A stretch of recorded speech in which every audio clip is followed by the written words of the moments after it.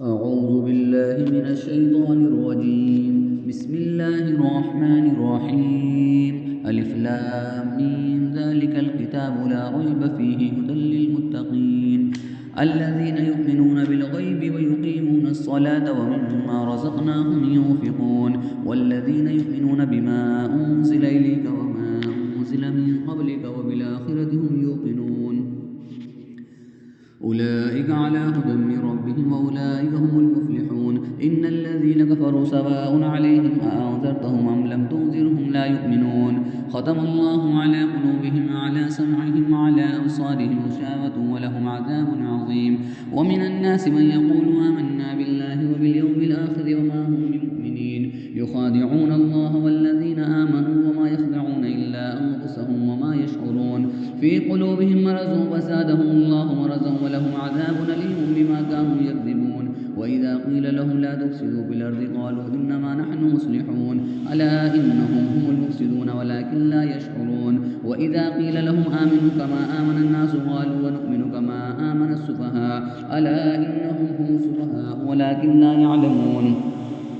وإذا لقوا الذين آمنوا قالوا آمنا وإذا خلوا إلى شياطينهم قالوا إنا معكم إنما نحن مستهزئون الله يستهزئ بهم ويمدهم في طغيانهم يعمهون. أولئك الذين اشتروا الضلالة بالهدى فما ربحت تجارتهم وما كانوا مهتدين. مثلهم كمثل الذي استوقد نارا فلما أضاءت ما حوله ذهب الله بنورهم وتركهم في ظلمات لا يبصرون صم بكم عمي وهم لا يرجعون. أو كصيب من السماء فيه ظلمات ورعد وبرق يجعلون أصابعهم في آذانهم من الصواعق حذر الموت والله محيط بالكافرين. يكاد البرق يخطف أبصارهم كلما أضاء لهم مشوا فيه وإذا أظلم عليهم قاموا ولو شاء الله لذهب بسمعهم وأبصارهم إن الله على كل شيء قدير. يا أيها الناس اعبدوا ربكم الذي خلقكم والذين من قبلكم لعلكم تتقون الذي جعل لكم الأرض فراشا والسماء بناء وأنزل من السماء ماء فأخرج به من الثمرات رزقا لكم فلا تجعلوا لله أندادا وأنتم تعلمون. وإن كنتم في ريب مما نزلنا على عبدنا فأتوا بسورة من مثله وادعوا شهداءكم من دون الله إن كنتم صادقين. فإن لم تفعلوا ولن تفعلوا فاتقوا النار التي وقودها الناس والحجارة أعدت للكافرين. وبشر الذين آمنوا وعملوا الصالحات أن لهم جنات تجري من تحتها الأنهار كلما رزقوا منها من ثمرة رزقا قالوا هذا الذي رزقنا من قبل وأتوا به متشابها ولهم فيها أزواج مطهرة وهم فيها خالدون. إن الله لا يستحيي أن يضرب مثلا ما بعوضة فما فوقها فأما الذين آمنوا فيعلمون أنه الحق من ربهم وأما الذين كفروا فيقولون ماذا أراد الله بهذا مثلا يضل به كثيرا ويهدي به كثيرا وما يضل به إلا الفاسقين الذين ينقضون عهد الله من بعد ميثاقه ويقطعون ما أمر الله به أن يوصل ويفسدون في الأرض أولئك هم الخاسرون. كيف تكفرون بالله وكنتم أمواتا وأحياكم ثم يميتكم ثم يحييكم ثم إليه ترجعون. هو الذي خلق لكم ما في الأرض جميعا ثم استوى إلى السماء فسواهن 7 سماوات وهو بكل شيء عليم. وإذ قال ربك للملائكة إني جاعل في الأرض خليفة قالوا وتجعل فيها من يفسد فيها ويسفك الدماء ونحن نسبح بحمدك ونقدس لك قال إني أعلم ما لا تعلمون. وعلم آدم الأسماء كلها ثم عرضهم على الملائكة وقال انبئوني بأسماء هؤلاء إن كنتم صادقين. قالوا سبحانك لا علم لنا إلا ما علمتنا إنك أنت العليم الحكيم. قال يا آدم أنبئهم بأسمائهم فلما أنبأهم بأسمائهم قال ألم أقل لكم إني أعلم غيب السماوات والأرض وأعلم ما تبدون وما كنتم تكتمون. وإذ قلنا للملائكة اسجدوا لآدم فسجدوا إلا إبليس أبى واستكبر وكان من الكافرين. وقلنا يا آدم اسكن أنت وزوجك الجنة وكلا منها رغدا حيث شئتما ولا تقربا هذه الشجرة فتكونا من الظالمين. فأزلهما الشيطان عنها فأخرجهما مما كانا فيه وقلنا اهبطوا بعضكم لبعض عدو ولكم في الأرض مستقر ومتاع إلى حين. فتلقى آدم من ربه كلمات فتاب عليه إنه هو التواب الرحيم. قلنا اهبطوا منها جميعا فإما يأتينكم مني هدى فمن تبع هداي فلا خوف عليهم ولا هم يحزنون والذين كفروا وكذبوا بآياتنا أولئك أصحاب النار هم فيها خالدون يا بني إسرائيل اذكروا نعمتي التي أنعمت عليكم وأوفوا بعهدي أوف بعهدكم وإياي فارهبون وآمنوا بما أنزلت مصدقا لما معكم ولا تكونوا أول كافر به ولا تشتروا بآياتي ثمنا قليلا وإياي فاتقون ولا تلبسوا الحق بالباطل وتكتموا الحق وأنتم تعلمون وأقيموا الصلاة وآتوا الزكاة واركعوا مع الراكعين أتأمرون الناس بالبر وتنسون أنفسكم وأنتم تتلون الكتاب فلا تعقلون واستعينوا بالصبر والصلاة وإنها لكبيرة إلا على الخاشعين الذين يظنون أنهم ملاقو ربهم وأنهم إليه راجعون يا بني إسرائيل اذكروا نعمتي التي أنعمت عليكم وأني فضلتكم على العالمين واتقوا يوما لا تجزي نفس عن نفس شيئا ولا يقبل منها شفاعة ولا يؤخذ منها عدل ولا هم ينصرون وإذ نجيناكم من آل فرعون يسومونكم سوء العذاب يذبحون أبناءكم ويستحيون نساءكم وفي ذلكم بلاء من ربكم عظيم وإذ فرقنا بكم البحر فأنجيناكم وأغرقنا آل فرعون وأنتم تنظرون وإذ وعدنا موسى 40 ليلة ثم اتخذتم العجل من بعده وأنتم ظالمون ثم عفونا عنكم من بعد ذلك لعلكم تشكرون وإذا آتينا موسى الكتاب والفرقان لعلكم تهتدون وإذ قال موسى لقومه يا قوم إنكم ظلمتم أنفسكم اتخاذكم العجل فتوبوا إلى بارئكم فاقتلوا أنفسكم ذلكم خير لكم عند بارئكم وتاب عليكم إنه هو التواب الرحيم وإذ قلتم يا موسى لن نؤمن لك حتى نرى الله جارة فأخذتكم الصاعقة وأنتم تنظرون ثم بعثناكم من بعد موتكم لعلكم تشكرون وظللنا عليكم الغمام وأنزلنا عليكم المن والسلوى كلوا من طيبات ما رزقناكم وما ظلمونا ولكن كانوا أنفسهم يظلمون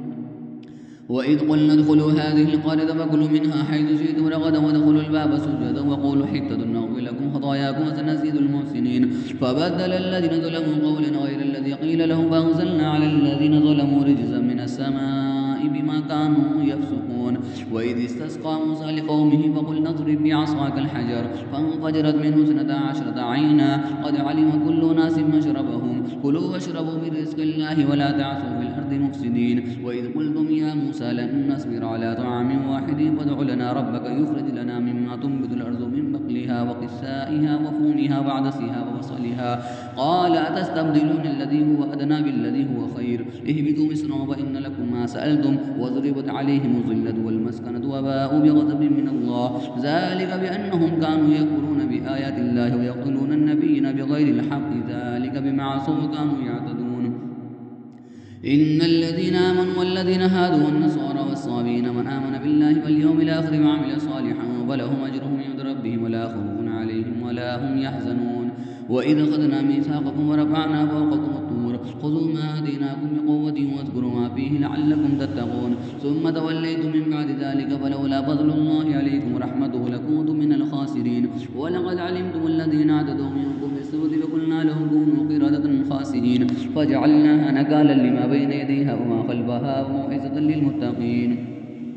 وإذ قال موسى لقومه إن الله يأمركم أن تذبحوا بقرة قالوا وتتخذنا هزوا قال أعوذ بالله أن أكون من الجاهلين قالوا ادع لنا ربك يبين لنا ما هي قال إنه يقول إنها بقرة لا فارض ولا بكر عوان بين ذلك فافعلوا ما تؤمرون قالوا ادع لنا ربك يبين لنا ما لونها قال إنه يقول إنها بقرة صفراء فاقع لونها تسر الناظرين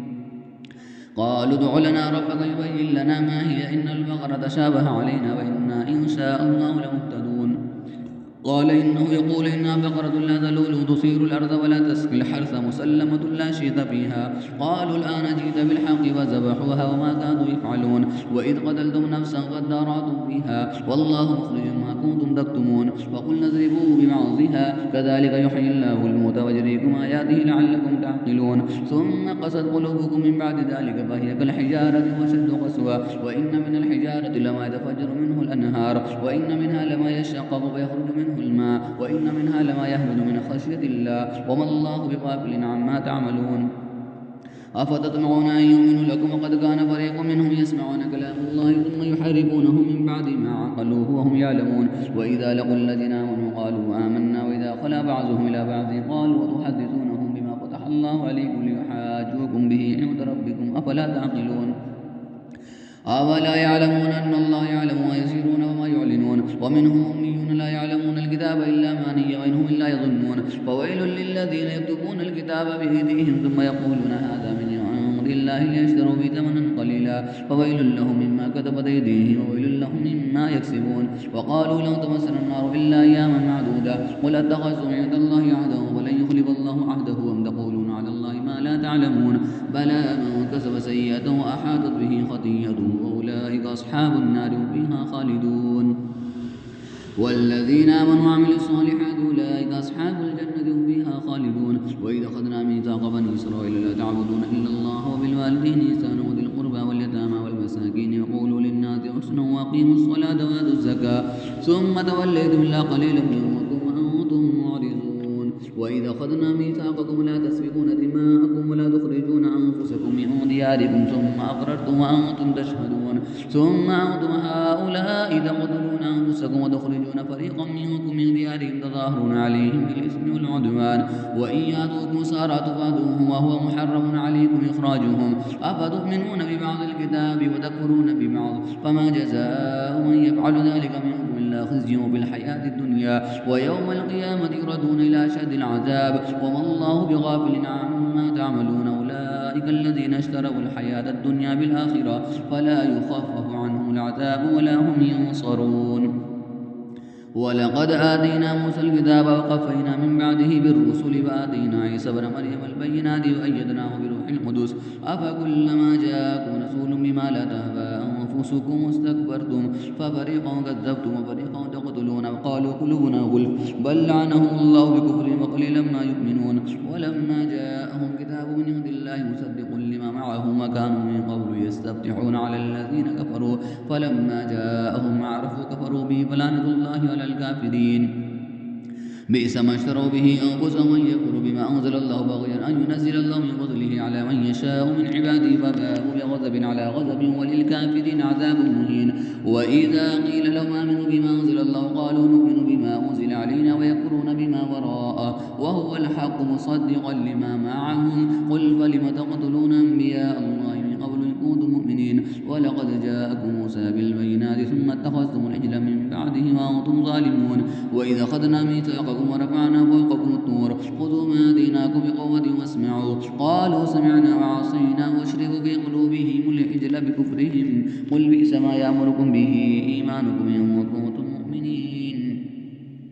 قل إن كانت لكم الدار الآخرة عند الله خالصة من دون الناس فتمنوا الموت إن كنتم صادقين ولن يتمنوه أبدا بما قدمت أيديهم والله عليم بالظالمين ولتجدنهم أحرص الناس على حياتهم من الذين أشركوا يود أحدهم لو يعمر 1000 سنة وما هو بمزحزحه من العذاب أن يعمر والله بصير بما يعملون قل من كان عدوا لجبريل فإنه نزله على قلبك بإذن الله مصدقا لما بين يديه وهدى وبشرى للمؤمنين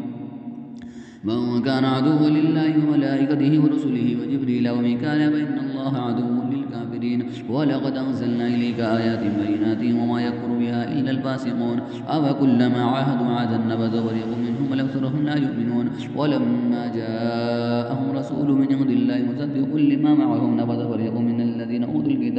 كتاب الله وراء ظهورهم كأنهم لا يعلمون واتبعوا ما تتلو الشياطين على ملك سليمان وما كفر سليمان ولكن الشياطين كفروا يعلمون الناس السحر وما أنزل على الملكين ببابل هاروت وماروت وما يعلمان من أحد حتى يقولا إنما نحن فتنة فلا تكفر ويتعلمون منهما ما يفرقون به بين المرء وزوجه وما هم بضارين به من أحد إلا بإذن الله ويتعلمون ما يضرهم ولا ينفعهم ولقد علموا لمن اشتراه ما له بالآخرة من خلاق ولبئس ما شروا به أنفسهم لو كانوا يعلمون ولو أنهم آمنوا واتقوا لمثوبة من عند الله خير لو كانوا يعلمون يا أيها الذين آمنوا لا تقولوا راعنا وقولوا انظرنا واسمعوا وللكافرين عذاب أليم ما يود الذين كفروا من أهل الكتاب ولا المشركين أن ينزل عليكم من خير من ربكم والله يختص برحمته من يشاء والله ذو الفضل العظيم ما ننسخ من آية أو ننسها نأتي بخير منها أو مثلها ألم تعلم أن الله على كل شيء قدير ألم تعلم أن الله له ملك السماوات والأرض وما لكم من دون الله من ولي ولا نصير أم تريدون أن تسألوا رسولكم كما سئل موسى من قبل ومن يتبدل الكفر بالإيمان فقد ضل سواء السبيل ود كثير من أهل الكتاب لو يردونكم من بعد إيمانكم كفارا حسدا من عند أنفسهم من بعد ما تبين لهم الحق فاعفوا واصفحوا حتى يأتي الله بأمره إن الله على كل شيء قدير وأقيموا الصلاة وآتوا الزكاة وما تقدموا لأنفسكم من خير تجدوه عند الله إن الله بما تعملون بصير وقالوا لن يدخل الجنة إلا من كان هودا أو نصارى تلك أمانيهم قل هاتوا برهانكم إن كنتم صادقين بلى من أسلم وجهه لله وهو محسن وله أجره عند ربه ولا خوف عليهم ولا هم يحزنون وقالت اليهود ليست النصارى على شيء وقالت النصارى ليست اليهود على شيء وهم يتلون الكتاب كذلك قال الذين لا يعلمون مثل قولهم والله يحكم بينهم يوم القيامة فيما كانوا فيه يختلفون ومن أظلم ممن منع مساجد الله أن يذكر فيه اسمه وسعى في خرابها أولئك ما كان لهم أن يدخلوها إلا خائفين لهم في الدنيا خزي ولهم بالآخرة عذاب عظيم ولله المشرق والمغرب وأينما تولوا فثم وجه الله إن الله واسع عليم وقالوا اتخذ الله ولدا سبحانه بل له ما في السماوات والأرض كل له قانتون بديع السماوات والأرض وإذا قضى أمرا فإنما يقول له كن فيكون وقال الذين لا يعلمون لولا يكلمنا الله وتأتينا آية كذلك قال الذين من قبلهم مثل قولهم تشابهت قلوبهم قد بينا الآيات لقوم يوقنون إنا أرسلناك بالحق بشيرا ونذيرا ولا تسأل عن أصحاب الجحيم ولن ترضى عنك اليهود ولا النصارى حتى تتبع ملتهم قل إن هدى الله والهدى ولئن اتبعت أهواءهم بعد الذي جاءك من العلم ما لك من الله من ولي ولا نصير الذين آتيناهم الكتاب يتلونه حق تلاوته أولئك يؤمنون به ومن يكفر به فأولئك هم الخاسرون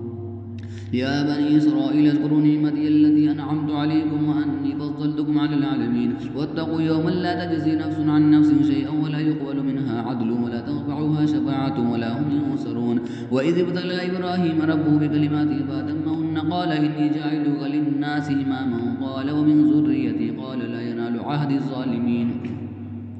وإذ جعلنا البيت مثابة للناس وأمنا واتخذوا من مقام إبراهيم مصلى وعهدنا إلى إبراهيم وإسماعيل أن طهر بيتي للطائفين والعاكفين والركع السجود وإذ قال إبراهيم رب اجعل هذا بلدنا آمنا وارزق أهله من الثمرات من آمن منهم بالله واليوم الآخر قال ومن كفر فأمتعه قليلا ثم أضطره إلى عذاب النار وبئس المصير وإذ يرفع إبراهيم القواعد من البيت وإسماعيل ربنا تقبل منا إنك أنت السميع العليم ربنا واجعلنا مسلمين لك ومن ذريتنا أمة مسلمة لك وارنا مناسكنا وتب علينا إنك أنت التواب الرحيم ربنا وابعث فيهم رسولا منهم يتلو عليهم آياتك ويعلمهم الكتاب والحكمة ويزكيهم إنك أنت العزيز الحكيم ومن يرغب عن ملة إبراهيم إلا من سفه نفسه ولقد اصطفيناه في الدنيا وإنه في الآخرة لمن الصالحين إذ قال له ربه أسلم قال أسلمت لرب العالمين ووصى بها إبراهيم بنيه ويعقوب يا بني إن الله اصطفى لكم الدين فلا تموتن إلا وأنتم مسلمون أم كنتم شهداء إذ حضر يعقوب الموت إذ قال لبنيه ما تعبدون من بعدي قالوا نعبد إلهك وإله آبائك إبراهيم وإسماعيل وإسحاق إلها واحدا ونحن له مسلمون تلك أمة قد خلت لها ما كسبت ولكم ما كسبتم ولا تسألون عما كانوا يعملون وقالوا كونوا هودا أو نصارى تهتدوا قل بل ملة إبراهيم حنيفا وما كان من المشركين قولوا آمنا بالله وما أنزل إلينا وما أنزل إلى إبراهيم وإسماعيل وإسحاق ويعقوب والأسباط وما أوتي موسى وعيسى وما أوتي النبيون من ربهم لا نفرق بين أحد منهم ونحن له مسلمون فإن آمنوا بمثل ما آمنتم به فقد اهتدوا وإن تولوا فإنما هم في شقاق فسيكفيكهم الله وهو السميع العليم صبغة الله ومن أحسن من الله صبغة ونحن له عابدون قل أتحاجوننا بالله وهو ربنا وربكم ولنا أعمالنا ولكم أعمالكم ونحن له مخلصون أم تقولون إن إبراهيم وإسماعيل وإسحاق ويعقوب والأسباط كانوا هودا أو نصارى قل أنتم أعلم أم الله الله ومن أظلم ممن كتم شهادة عنده من الله وما الله بغافل عما تعملون تلك أمة قد خلت لها ما كسبت ولكم ما كسبتم ولا تسألون عما كانوا يعملون سيقول السفهاء من الناس ما ولاهم عن قبلتهم التي كانوا عليها قل لله المشرق والمغرب يهدي من يشاء إلى صراط مستقيم وكذلك جعلناكم أمة وسطا لتكونوا شهداء على الناس ويكون الرسول عليكم شهيدا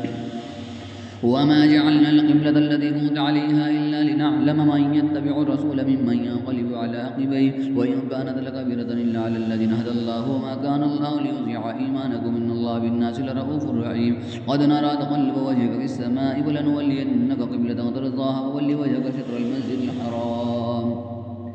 وحيث ما كنتم فولوا وجوهكم شطره وإن الذين أوتوا الكتاب ليعلمون أنه الحق من ربهم وما الله بغافل عما يعملون ولئن أتيت الذين أوتوا الكتاب بكل آية ما تبعوا قبلتك وما أنت بتابع قبلتهم وما بعضهم بتابع قبلة بعض ولئن اتبعت آباءهم من بعد ما جاءك من العلم إنك إذا لمن الظالمين الذين آتيناهم الكتاب يعرفونه كما يعرفون أبناءهم وإن فريقا منهم ليكتمون الحق وهم يعلمون الحق من ربك فلا تكونن من الممترين ولكل وجهة هو موليها فاستبقوا الخيرات أينما تكونوا يأتي بكم الله جميعا إن الله على كل شيء قدير ومن حيث خرجت فول وجهك شطر المسجد الحرام وإنه للحق من ربك وما الله بغافل عما تعملون ومن حيث خرجت فول وجهك شطر المسجد الحرام وحيث ما كنتم فولوا وجوهكم شطره لئلا يكون للناس عليكم حجة إلا الذين ظلموا منهم ولا تخشوهم واخشوني وليتم نعمتي عليكم لعلكم تهتدون كما أرسلنا فيكم رسولا منكم يتلو عليكم آياتنا ويزكيكم ويعلمكم الكتاب والحكمة ويعلمكم ما لم تكونوا تعلمون فاذكروني أذكركم واشكروني ولا تكفرون يا أيها الذين آمنوا استعينوا بالصبر والصلاة إن الله مع الصابرين ولا تقولوا لمن يقتل في سبيل الله أموات بل أحياء ولكن لا تشكرون ولنبلونكم بشيء من الخوف والجوع ونقص من الأموال والأنفس والثمرات وبشر الصابرين الذين إذا أصابتهم مصيبة قالوا إنا لله وإنا إليه راجعون أولئك عليهم صلوات من ربهم ورحمة وأولئك هم المهتدون إن الصفا والمروة من شعائر الله فمن حج البيت واعتمر فلا جناح عليه أن يطوف بهما ومن تطوع خيرا فإن الله شاكر عليم إن الذين يكتمون ما أنزلنا من البينات والهدى من بعد ما بيناه للناس في الكتاب أولئك لعنهم الله ويلعنهم اللاعنون إلا الذين تابوا وصلحوا وبينوا فأولئك أتوب عليهم وأنا التواب الرحيم إن الذين كفروا وماتوا وهم كفار أولئك عليهم لعنة الله والملائكة والناس أجمعين خالدين فيها لا يخفف عنهم العذاب ولا هم ينذرون وإلهكم إله واحد لا إله إلا هو الرحمن الرحيم إن في خلق السماوات والأرض واختلاف الليل والنهار والفلك الذي تجري بالبحر بما ينفع الناس فما أنزل الله من السماء من ماء فأحيا به الأرض بعد موتها وبث فيها من كل دابة وتصريف الرياح والسحاب المسخر بين السماء والأرض لآيات لقوم يعقلون ومن الناس من يتخذ من دون الله أندادا يحبونهم كحب الله والذين آمنوا أشد حبا لله ولو يرى الذين ظلموا إذ يرون العذاب أن القوة لله جميعا وأن الله شديد العذاب إذ تبرأ الذين اتبعوا من الذين اتبعوا ورأوا العذاب وتقطعت بهم الأسباب وقال الذين اتبعوا لو أن لنا كرة فنتبرأ منهم كما تبرأوا منا كذلك يريهم الله أعمالهم حسرات عليهم وما هم بخارجين من النار يا أيها الناس كلوا مما في الأرض حلالا طيبا ولا تتبعوا خطوات الشيطان إنه لكم عدو مبين إنما يأمركم بالسوء والفحشاء وتقولوا على الله ما لا تعلمون وإذا قيل لهم اتبعوا ما أنزل الله قالوا بل نتبع ما ألفينا عليه آباءنا أولو كان آباؤهم لا يعقلون شيئا ولا يهتدون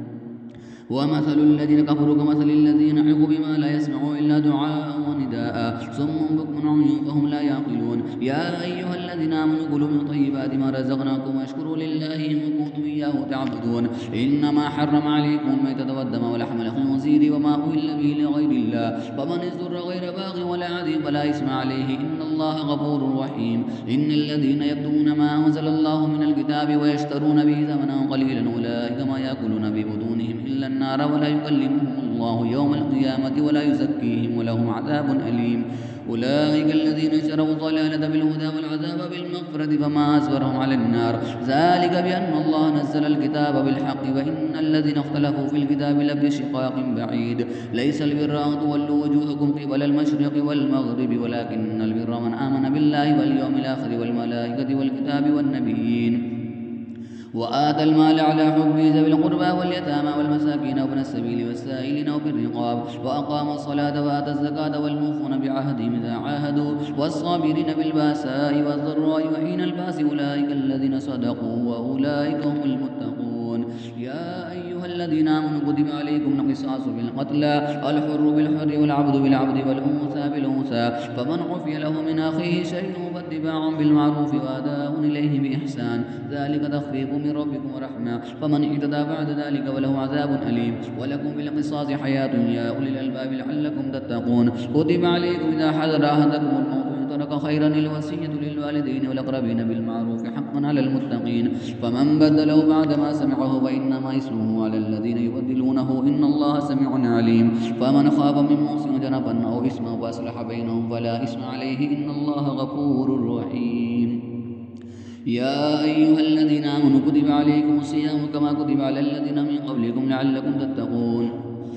أياما معدودات فمن كان منكم مريضا أو على سفر فعدة من أيام أخر وعلى الذين يطيقونه فدية طعام مسكين فمن تطوع خيرا فهو خير له ومن تصوموا خير لكم إن كنتم تعلمون. شهر رمضان الذي ينزل فيه القرآن هدى للناس وبينات من الهدى والفرقان فمن شهد منكم الشهر فليصم ومن كان مريضا على سفر فعدة من أيام أخر يريد الله بكم اليسر ولا يريد بكم العسر ولتكملوا العدة ولتكبروا الله على ما هداكم ولعلكم تشكرون.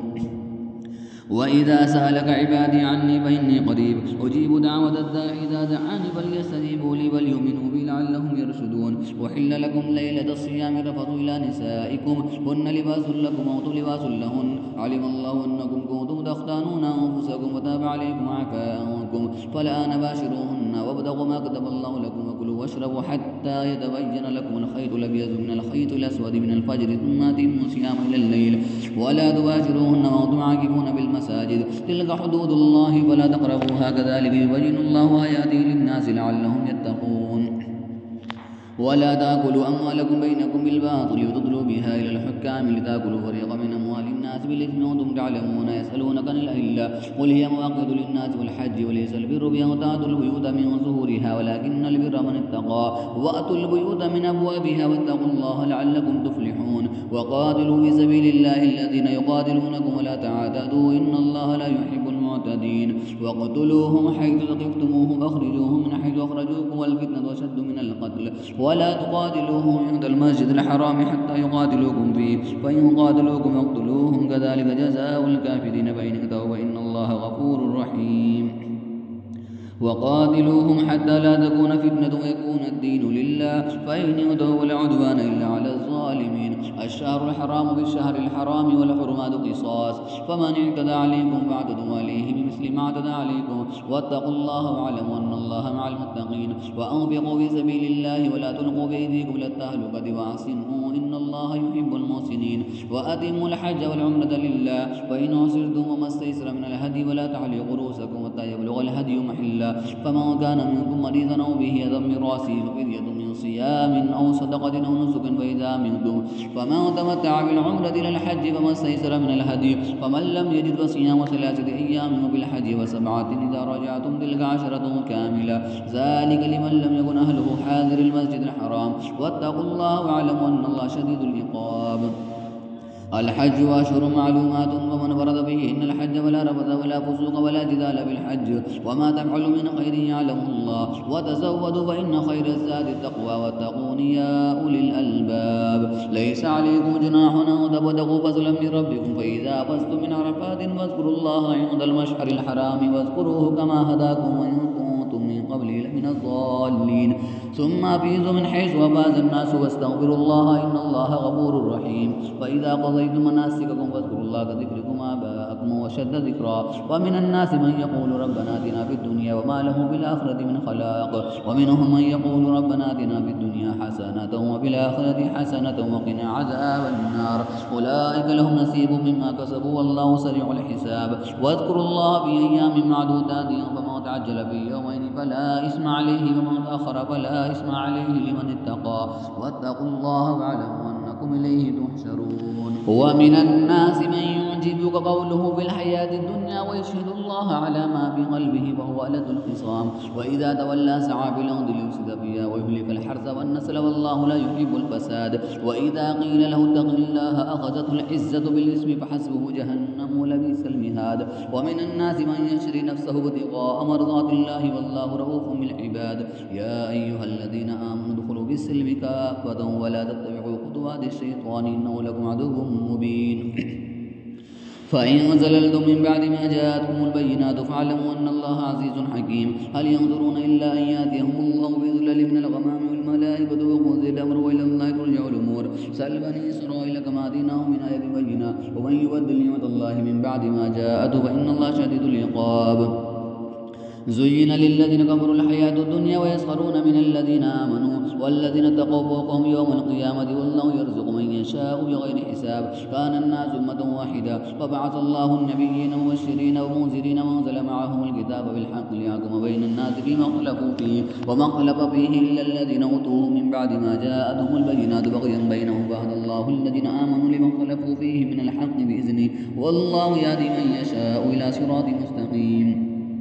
أم حسبتم أن تدخلوا الجنة ولما يأتيكم مثل الذين خلوا من قبلكم مستهم البأساء والضراء وزلزلوا حتى يقول الرسول والذين آمنوا معه متى نصر الله ألا إن نصر الله قريب. يسألونك ماذا ينفقون قل ما أنفقتم من خير وللوالدين والأقربين واليتامى والمساكين وابن السبيل وما تفعلوا من خير فإن الله به عليم. كتب عليكم القتال وهو كره لكم عسى أن تكرهوا شيئا وهو خير لكم عسى أن تحبوا شيئا وهو شر لكم والله يعلم وأنتم لا تعلمون. يسألونك عن الشهر الحرام قتال فيه قل قتال فيه كبير وصد عن سبيل الله كفر به والمسجد الحرام وإخراج أهله منه أكبر عند الله والفتنة أكبر من القتل ولا يزالون يقاتلونكم حتى يردوكم عن دينكم إن استطاعوا ومن يرتد منكم عن دينه فيمت وهو كافر فأولئك حبطت أعمالهم في الدنيا والآخرة وأولئك أصحاب النار هم فيها خالدون.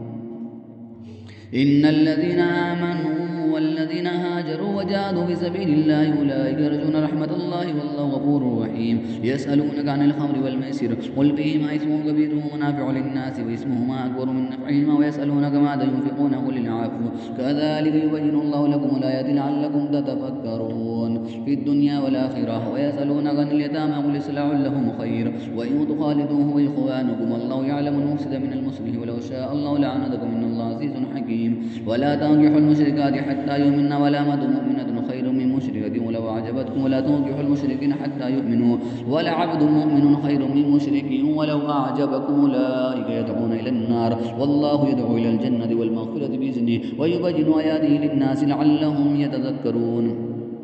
ويسألونك عن المحيض قل هو أذى فاعتزلوا النساء بالمحيض ولا تقربوهن حتى يطهرن فإذا تطهرن فأتوهن من حيث أمركم الله إن الله يحب التوابين ويحب المتطهرين. نساؤكم حرث لكم فأتوا حرثكم أن شئتم وقدموا لأنفسكم واتقوا الله واعلموا أنكم ملاقوه وبشر المؤمنين. ولا تجعلوا الله عرضة لأيمانكم وتبروا وتتقوا تصلحوا بين الناس والله سميع عليم. لا يؤاخذكم الله باللغو في أيمانكم ولكن يؤاخذكم بما كسبت قلوبكم الله غفور حليم. للذين يولون من نسائهم تربص 4 أشهر وإن فاءوا فإن الله غفور رحيم. وإن عزموا الطلاق فإن الله سميع عليم. والمطلقات يتربصن بأنفسهن 3 قروء ولا يحل لهن أن يكتمن ما خلق الله في أرحامهن إن كن يؤمن بالله واليوم الآخر وبعولتهن أحق بردهن في ذلك إن أرادوا إصلاحا ولهن مثل الذي عليهن بالمعروف وللرجال عليهن درجة والله عزيز حكيم. الطلاق 2 مرتان فإمساك بمعروف وتسريح بإحسان. ولا يحل لكم أن تأخذوا مما آتيتموهن شيئا إلا أن يخافا ألا يقيما حدود الله وإن خفتم ألا يقيما حدود الله فلا جناح عليهما فيما افتدت به تلك حدود الله فلا تعتدوها ومن يتعد حدود الله فأولئك هم الظالمون.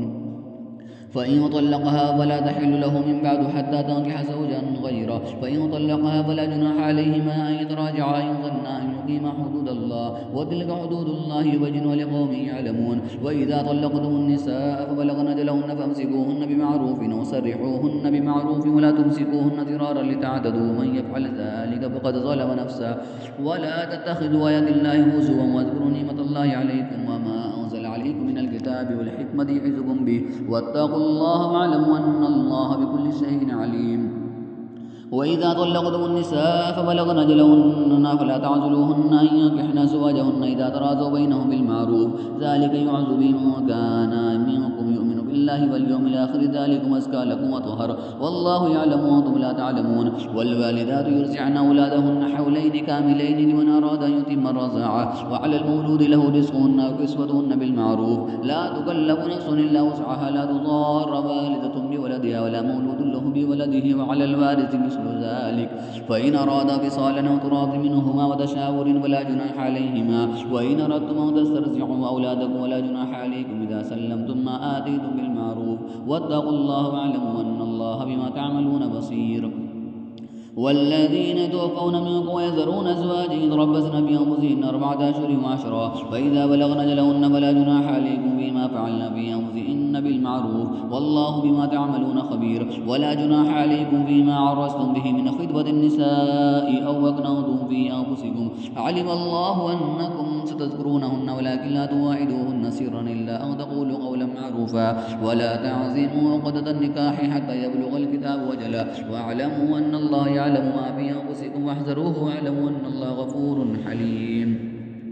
لا جناح عليكم إن طلقتم النساء ما لم تمسوهن أو تفرضوا لهن فريضة، ومتعوهن على الموسع قدره ولا المقدر قدره متاعا بالمعروف حقا على المحسنين. وإن طلقتموهن من قبل أن تمسوهن فقد فرضتم لهن فريضة، ونصف ما فرضتم بالله يعفون أو يعفو الذي بيده عقدة النكاح، وأن تعفوا أقرب للتقوى ولا تنسوا الفضل بينكم إن الله بما تعملون بصير. حافظوا على الصلوات والصلاة الوسطى وقوموا لله قانتين. فإن خفتم رجالا أو ركبانا فإذا منتم واذكروا الله كما علمكم ما لم تكونوا تعلمون. والذين توفون منكم ويذرون أزواجا وصية لأزواجهم متاعا إلى الحول غير إخراج، فإن خرجن فلا جناح عليكم فيما فعلن في أنفسهن من معروف، والله عزيز حكيم. وللمطلقات متاع بالمعروف حقا للمتقين، كذلك يبين الله لكم آياته لعلكم تعقلون. ألم تر إلى الذين خرجوا من ديارهم وهم ألوف حذر الموت فقال لهم الله موتوا ثم أحياهم، إن الله لذو فضل على الناس ولكن أكثر الناس لا يشكرون. وقاتلوا في سبيل الله واعلموا أن الله سميع عليم. من ذا الذي يقرض الله قرضا حسنا ويضاعفه له أضعافا كثيرا، والله يقبض ويبسط وإليه ترجعون. ألم تر إلى الملأ من بني إسرائيل من بعد موسى إذ قالوا لنبي له ابعث لنا ملكا نقاتل في سبيل الله، قال هل عسيتم إن كتب عليكم القتال ألا تقاتلوا، قالوا وما لنا ألا نقاتل في سبيل الله وقد أخرجنا من ديارنا وأبنائنا، فلما كتب عليهم القتال تولوا إلا قليلا منهم، الله عليم بالظالمين. وقال لهم نبيهم إن الله قد بعث لكم طالوت ملكا، قالوا أن يكون له الملك علينا ونحن أحق بالملك منه ولم يؤت سعة من المال، قال إن الله اصطفاه عليكم وزاده بسطة بالعلم والجسم، والله يؤتي ملكه من يشاء والله واسع عليم. وقال لهم نبيهم إن آية ملكه أن يأتيكم التابوت فيه سكينة من ربكم وبقية مما ترك آل موسى وآل هارون تحمله الملائكة، إن في ذلك لآية لكم إن كنتم مؤمنين. فلما فصل طالوت بالجنود قال إن الله مبتليكم بنهر، فمن شرب منه فليس مني، ومن لم يطعمه فإنه مني إلا من اغترف غرفة بيده، فشربوا منه إلا قليلا منهم. فلما جاوزه هو والذين آمنوا معه قالوا لا طاقة لنا اليوم بجالوت وجنوده، قال الذين يظنون أنهم ملاقو الله كم من فئة قليلة غلبت فئة كثيرة بإذن الله والله مع الصابرين. ولما برزوا لجالوت وجنوده قالوا ربنا أفرغ علينا صبرا وثبت أقدامنا وانصرنا على القوم الكافرين، فهزموهم بإذن الله. وقتل داود جالوت وآتاه الله الملك والحكمة وعلمه مما يشاء، ولولا دفع الله الناس بعضهم ببعض لفسدت الأرض ولكن الله ذو فضل على العالمين. تلك آيات الله نتلوها عليك بالحق وإنك لمن المرسلين. تلك الرسل فضلنا بعضهم على بعض، منهم من كلم الله ورفع بعضهم درجات، وآتينا عيسى ابن مريم البينات وأيدناه بروح القدس القدس ولو شاء الله ما اقتتل الذين من بعدهم من بعد ما جاءتهم البينات ولكن اختلفوا منهم من آمن ومنهم من كفر ولو شاء الله ما اقتتلوا ولكن الله يفعل ما يريد يا أيها الذين آمنوا أنفقوا مما رزقناكم من قبل أن يأتي يوم لا بيع فيه ولا خلة ولا شفاعة والكافرون هم الظالمون الله لا إله إلا هو الحي القيوم لا تأخذه سنة ولا نوم له ما في السماوات وما في الأرض من ذا الذي يشفع عنده إلا بإذنه يعلم ما بين أيديهم وما خلفهم ولا يحيطون بشيء من علمه إلا بما شاء وسع كرسيه السماوات والأرض ولا يؤوده حفظهما وهو العلي العظيم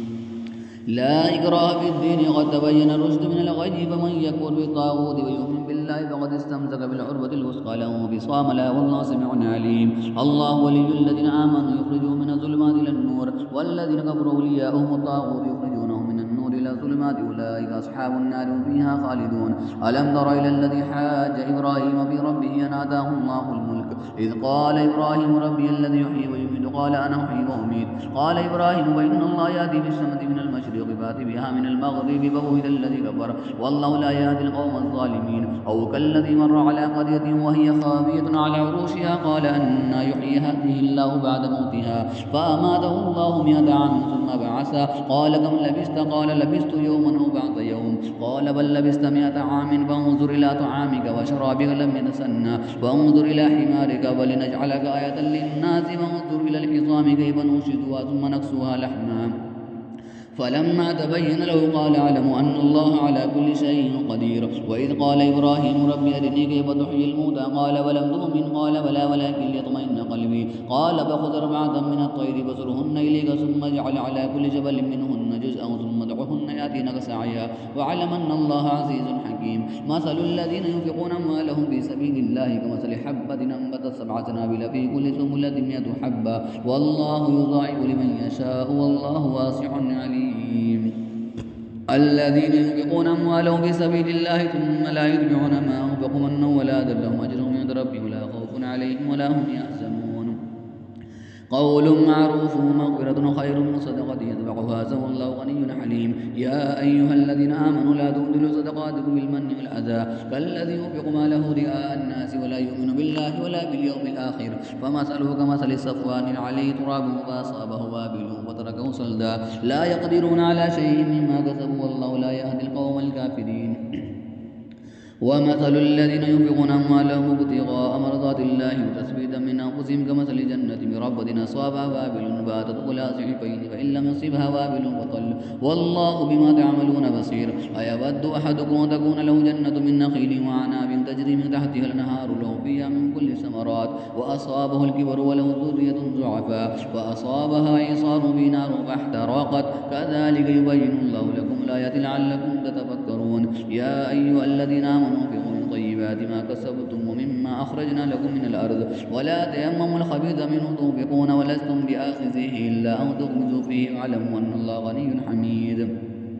الشيطان يعدكم الفقر ويأمركم بالفحشاء والله يعدكم مغفرة منه وفضلا والله واسع عليم يؤتي الحكمة من يشاء ومن يؤت الحكمة فقد أوتي خيرا كثيرا وما يذكر إلا أولو الألباب وما أنفقتم من نفقة أو نذرتم من نذر فإن الله يعلمه ما للظالمين من أنصار إن تبدوا الصدقات فنعما هي وإن تخفوها وتؤتوها الفقراء فهو خير لكم ويكفر عنكم من سيئاتكم والله بما تعملون خبير ليس عليك هداهم ولكن الله يهدي من يشاء وما تنفقوا من خير فلأنفسكم وما تنفقون إلا ابتغاء وجه الله وما تنفقوا من خير يوفى إليكم وأنتم لا تظلمون للفقراء الذين أحصروا في سبيل الله لا يستطيعون ضربا في الأرض يحسبهم الجاهل أغنياء من التعفف تعرفهم بسيماهم لا يسألون الناس إلحافا وما تنفقوا من خير فإن الله به عليم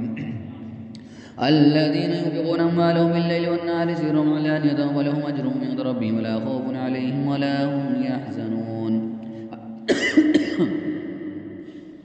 الذين يأكلون الربا لا يقومون إلا كما يقوم الذي يتخبطه الشيطان من المس ذلك بأنهم قالوا إنما البيع مثل الربا وأحل الله البيع وحرم الربا فمن جاءه موعظة من ربه فانتهى فله ما سلف وأمره إلى الله ومن عاد فأولئك أصحاب النار هم فيها خالدون يمحق الله الربا ويربي الصدقات والله لا يحب كل كفار أثيم إن الذين آمنوا وعملوا الصالحات وأقاموا الصلاة وآتوا الزكاة لهم أجرهم عند ربهم ولا خوف عليهم ولا هم يحزنون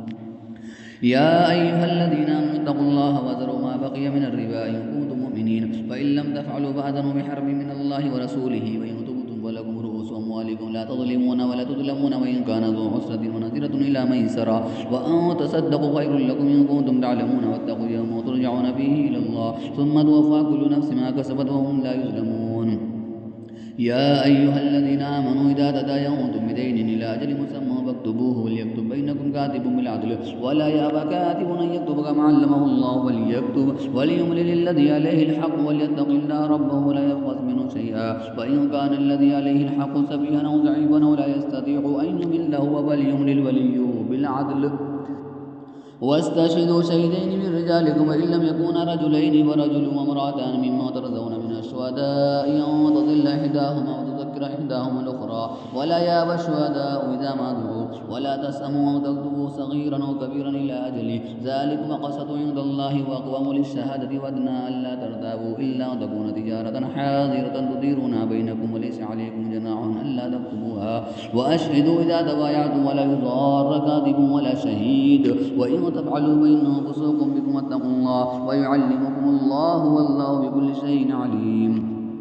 وإن كنتم على سفر ولم تجدوا كاتبا ورهان مقبوضا فإن من بعضكم بعضا فليؤد الذي اؤتمن أمانته وليتق الله ربه لا يبخس منه شيئا وإن كان الذي عليه وليتق الله ربه لا تكتموا الشهادة ومن يكتمها فإنه آثم قلبه والله بما تعملون عليم لله ما في السماوات وما في الأرض وإن تبدوا ما في أنفسكم وتخفوه يحاسبكم به الله ويغفر لمن يشاء ويعذب من يشاء والله على كل شيء قدير آمن الرسول بما أنزل إليه من ربه والمؤمنون كلنا آمن بالله وملائكته وكتبه ورسله لا نفرق بين أحد من رسله وقالوا سمعنا وأطعنا غفرانك ربنا وإليك المصير لا يكلف الله نفسا إلا وسعها لها ما كسبت عليها ما اكتسبت ربنا لا تؤاخذنا إن نسينا واخطأنا ربنا ولا تحمل علينا إصرا كما حملته على الذين من قبلنا ربنا ولا تحملنا ما لا طاقة لنا به واعف عنا واغفر لنا وارحمنا أنت مولانا فانصرنا على القوم الكافرين